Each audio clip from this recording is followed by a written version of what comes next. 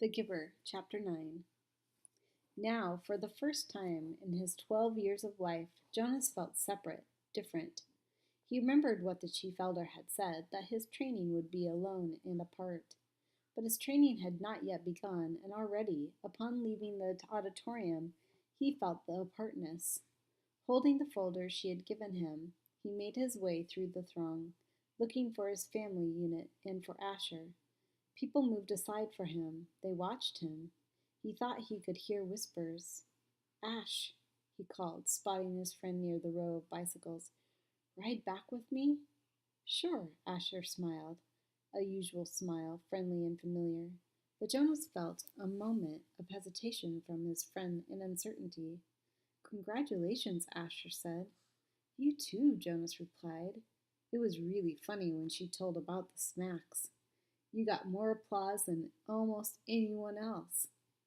The other new 12s clustered nearby, placing their folders carefully into the carrying containers on the backs of their bike. In each dwelling tonight, they would be studying the instructions for the beginning of their training. Each night, for the years, the children had memorized the required lessons for school, often yawning with boredom. Tonight, they would all be eagerly memorizing. They'd all begin eagerly to memorize the rules for their adult assignments.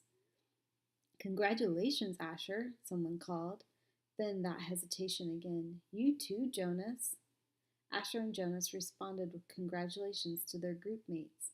Jonas saw his parents watching him from the new place where their old bicycles were waiting. Lily had already been strapped into her seat. He waved.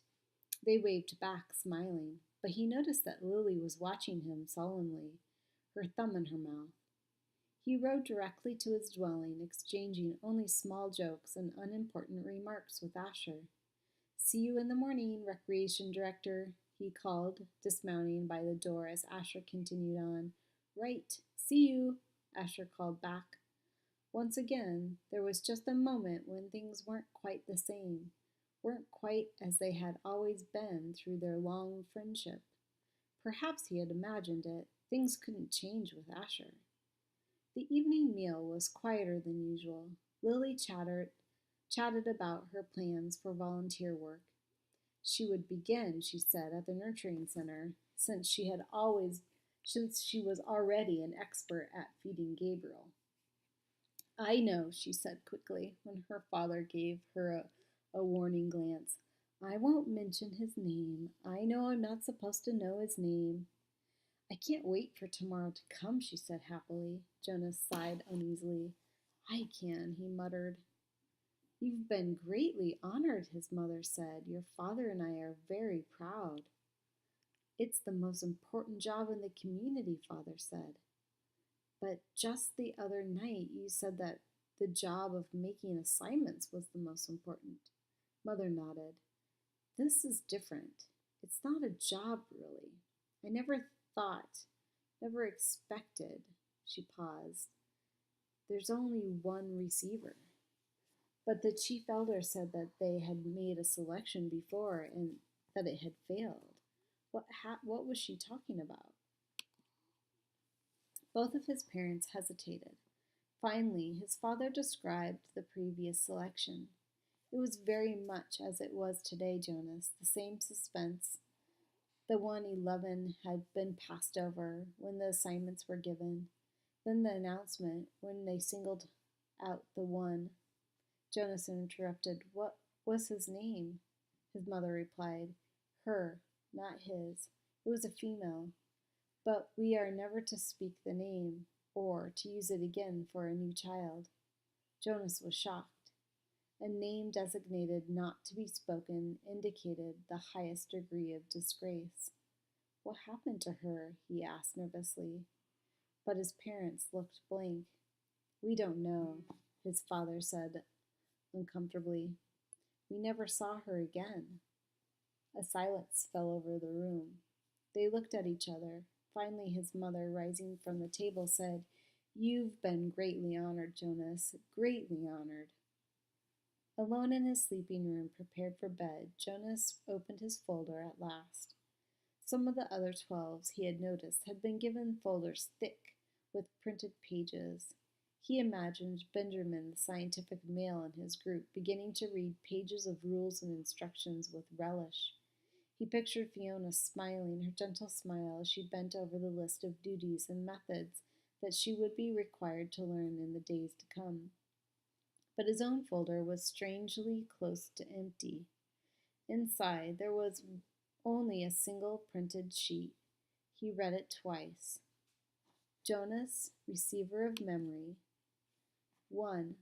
Go immediately at the end of the school hours each day to the annex entrance behind the House of the Old and present yourself to the attendant.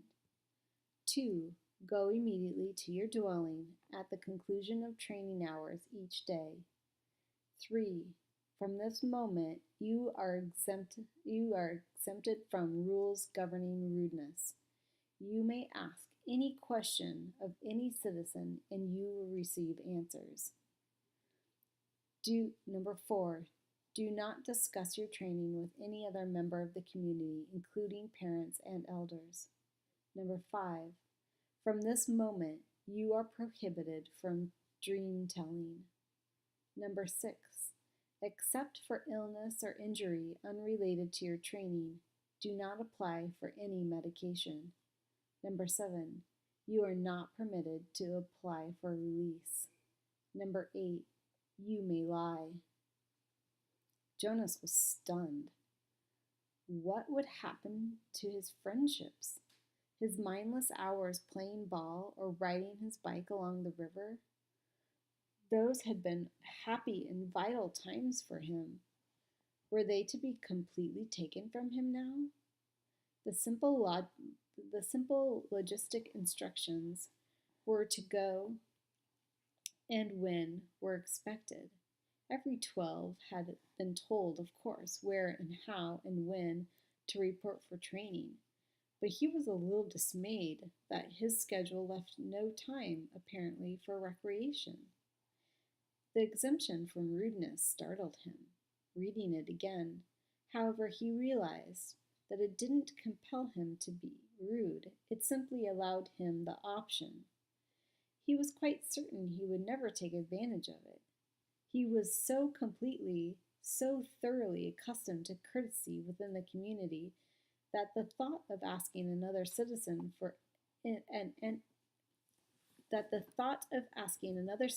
an intimate question, of calling someone's attention to an area of awkwardness, was unnerving. The prohibition of dream telling, he thought, would not be a real problem. He dreamed so rarely that the dream telling did not come easily to him anyway, and he was glad to be excused from it. He wondered briefly, though, how to deal with it at the morning meal. What if he did dream? Should he simply tell his family unit, as he did so often, anyway, that he hadn't? That would be a lie. Still, the final rule said, well, he wasn't quite ready to think about the final rule on the page. The restriction of medication unnerved him. Medication was always available to citizens, even to children through their parents. When he had crushed his finger in the door, he had quickly, gasping into the speaker, notified his mother. She had hastily requisitioned relief of pain medication, which had promptly been delivered to his dwelling. Almost instantly, the excruciating pain in his hand had diminished to a throb which was, now, all he could recall of the experience. Rereading Rule Number 6, he realized that a crushing finger fell into the category of unrelated to training, so, if it ever happened again, and he was quite certain it wouldn't, he would have been very careful near heavy doors since the accident, he could still receive medication. The pill he took now each morning was also unrelated to training, so he would continue to receive the pill. But he remembered uneasily what the chief elder had said about the pain that would come with his training. She had called it indescribable. Jonas swallowed hard, trying without success to imagine what such pain might be like, with no medication at all. But it was beyond his comprehension. He felt no reaction to rule number 7 at all. It had never occurred to him that under any circumstances ever might he apply for release. Finally, he steeled himself to read the final rule again. He had been trained since earliest childhood, since his earliest learning of language, never to lie. It was an integral part of the learning of precise speech. Once, when he had been a 4, he had said just prior to the midday meal at school, "I'm starving."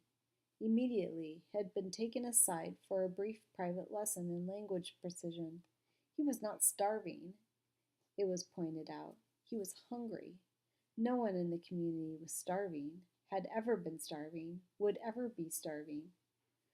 To say starving was to speak a lie, an unintentioned lie, of course. But the reason for precision of language was to ensure that unintentional lies were never uttered. Did he understand that? They asked him, and he had.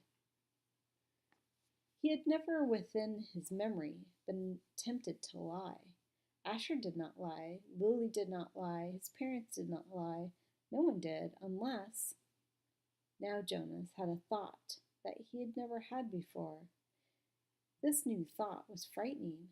What if others, adults, had, upon becoming 12s, received in their instructions the same terrifying sentence?